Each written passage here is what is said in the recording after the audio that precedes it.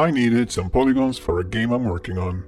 But instead of doing what a normal person would do, like download them from the internet or draw them in Illustrator, I decided to spend a week researching and developing a procedural polygon generator script that can generate polygons based on a few parameters that I can control in real time.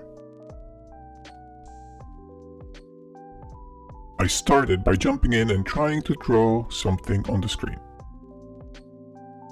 What is a polygon? It is a two-dimensional shape with a specified number of sides. So I thought I'm just going to randomly create a few points in 2D space and connect them to each other in order. This creates a polygon. Here, I can specify how long before a new polygon is generated. Right now, it's every half second. And here, I can choose the minimum and maximum number of possible points or sides of the polygon. If you look closely, it seems that sometimes I get no polygon. This is because with this approach, it's possible for some lines to intersect. And then the renderer does not know which side is facing the front and which side is facing the back. So it cannot draw it. There are of course ways to fix this, like showing back faces or splitting your polygon into multiple polygons. But I decided that I don't need these complex polygons and that I will only focus on simple polygons. A simple polygon is a polygon that does not have any intersecting lines. So how can I make sure that no lines are intersecting? You can still generate some random points, but instead of connecting them right away, you first sort them based on the angle and then connect them. So even though the points are exactly the same, if you connect them based on angle, you will end up with no intersections. Sorting is based on the angle the points create with some reference line.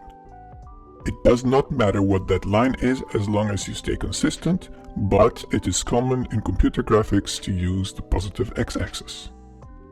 If you remember from school, if you have a right angle triangle, the tangent of this line is the length of the opposite side divided by the length of the adjacent side.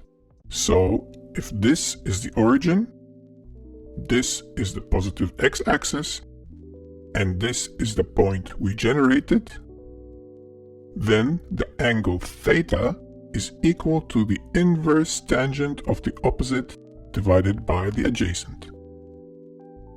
The opposite is the y value, and the adjacent is the x value.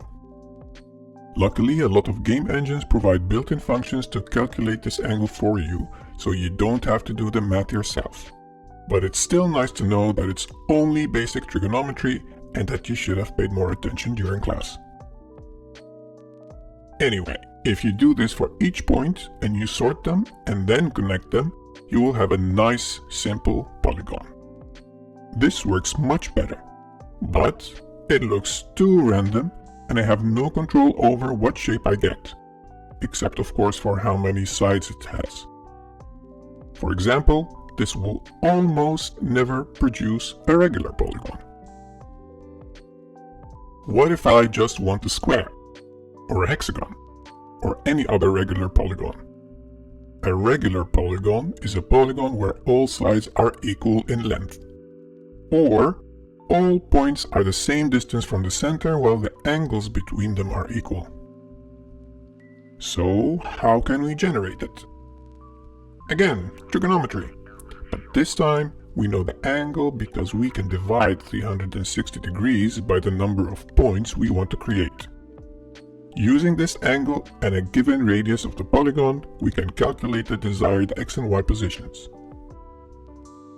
Looking at this right angle triangle, this is theta, which we already know, 360 divided by n, and the hypotenuse is the radius. We know that the adjacent, which is our x, is the cosine multiplied by the hypotenuse. So our x equals cosine of theta multiplied by r.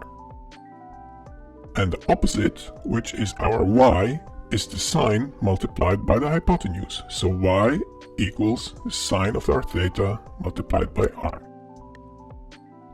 If your eyes are glazing over, pause the video, drink some water, and subscribe.